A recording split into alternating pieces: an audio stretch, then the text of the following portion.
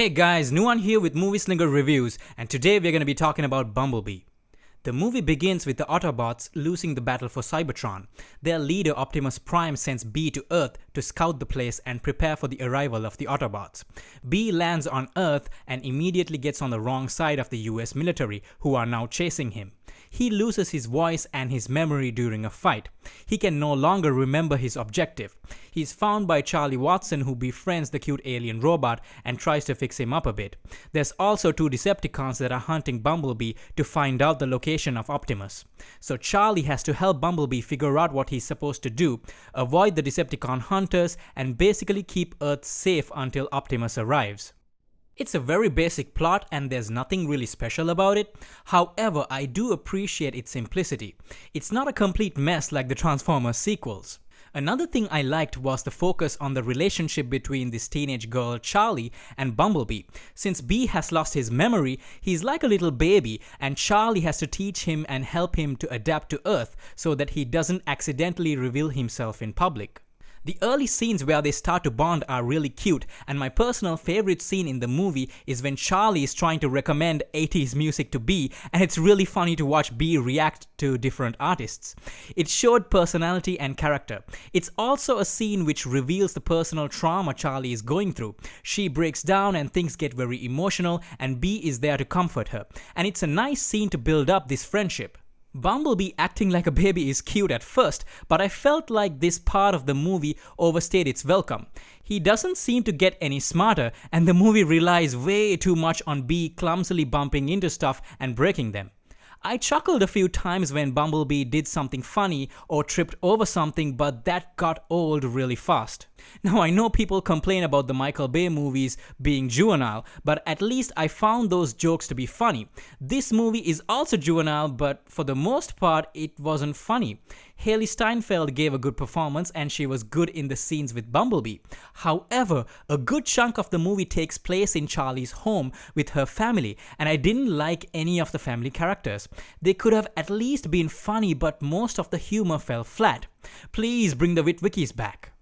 I really liked John Cena's character, who was funny and likable. In the beginning of the movie, we see him in a training exercise and he has great comedic chemistry with this young recruit.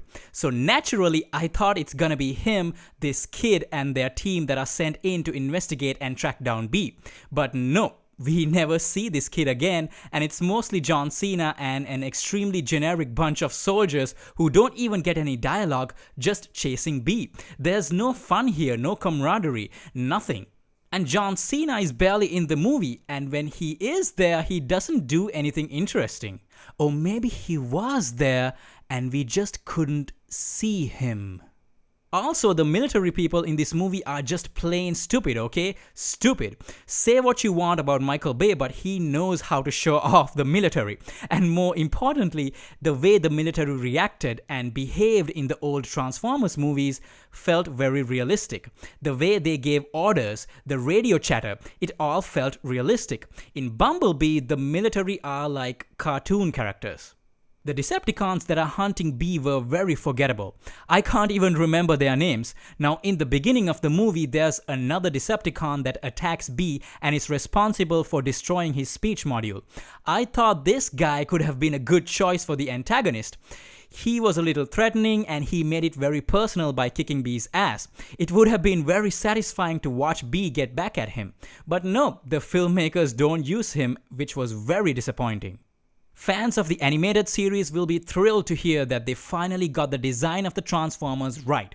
The movie still has the concept introduced in the previous movies where the robots retain their body mass when they transform.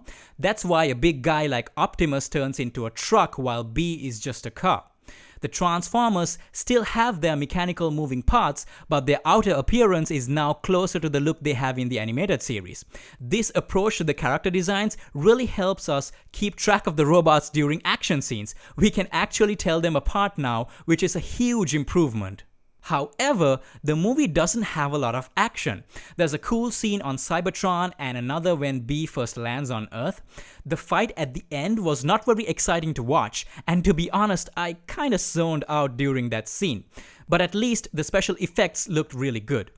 Conclusion. I liked how the filmmakers focused on the relationship between Charlie and Bumblebee.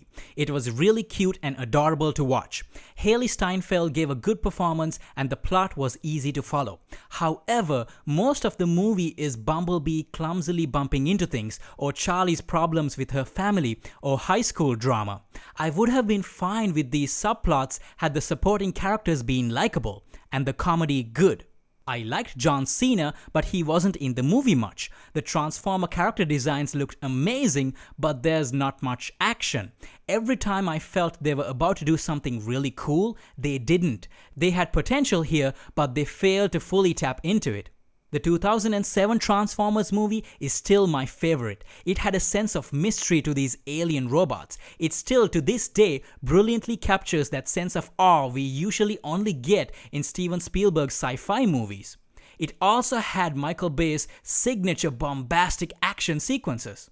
And just like the 2007 movie, Bumblebee also does a great job of focusing on the relationship between the kid and their car.